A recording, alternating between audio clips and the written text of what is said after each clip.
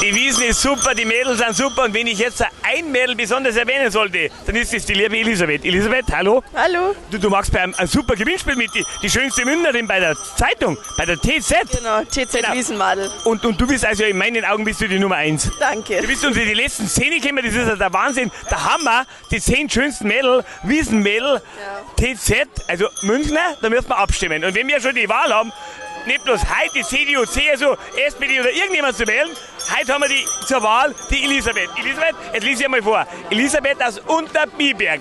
Telefonnummer 01378 08401530 und 07. 07 ist Elisabeth, jawohl. Elisabeth müssen wir wählen, weil die ist nicht bloß schön, die ist nicht bloß fesch, die ist auch noch saunett.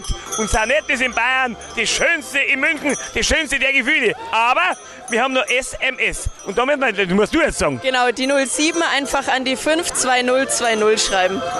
07 an 52020. Oh, jetzt habt ihr es selber gehört, ich kann noch reden und das ist saunett.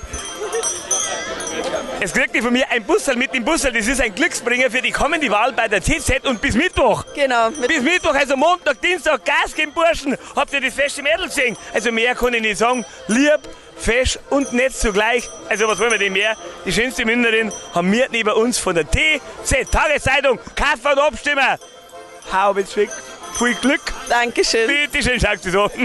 Ich bin verliebt.